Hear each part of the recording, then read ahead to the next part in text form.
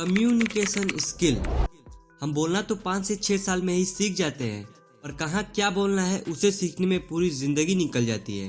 अगर आप एक स्टूडेंट हैं, एम्प्लॉय हैं या बिजनेसमैन हैं, हर एक फील्ड में ये स्किल काम आती है।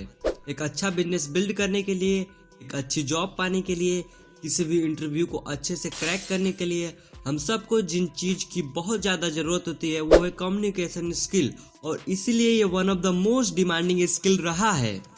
बड़े बड़े यूट्यूबर्स अच्छी किताबें और अच्छे आर्टिकल्स पढ़ने और समझने के बाद जो एक्चुअल में काम की चीज़ है उसे आपके सामने लेकर आया हूँ। तो चलिए बिना किसी देरी की वीडियो स्टार्ट करते हैं। Number 1, choose interesting topic. Just think कि एक इंसान को सबसे ज्यादा किस विषय में इंटरेस्ट होगा। जवाब है वो खुद।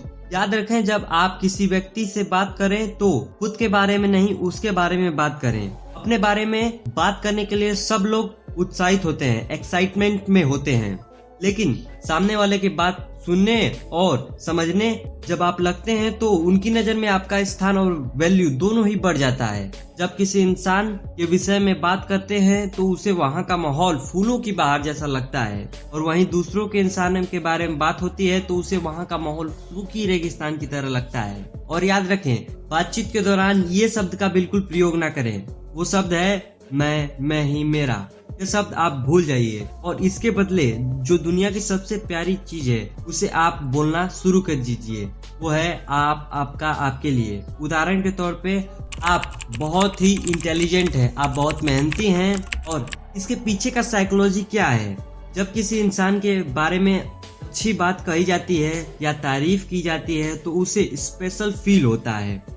Number 2, use English word in A communication. I know आप में से बहुत लोग कहेंगे कि कम्युनिकेशन स्किल में ये इंग्लिश कहाँ से आ गया, पर आज के जनरेशन में अगर आप केवल हिंदी बोलते हैं तो लोग आपको लोअर क्लास समझने लगते हैं, और अगर आप इंग्लिश वर्ड का यूज करते हैं तो आपको अपर क्लास समझ लिया जाता है। इसलिए आपको कम्युनिकेशन में इंग्लिश वर्ड का यूज करना और आना चाहिए।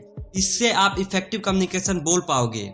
Number 3, eye contact. Eye contact दुनिया की सबसे प्यारी चीज है। अगर सामने वाले के आंखों में आप 2 से 3 सेकंड के लिए देखते हैं तो उससे उनकी अटेंशन और आपका कॉन्फिडेंस दोनों ही बिल्ड होता है। याद रखें, आपको घूरना नहीं है, सिर्फ आंखों में देखना है, वो भी 2 से 3 सेकंड के लिए।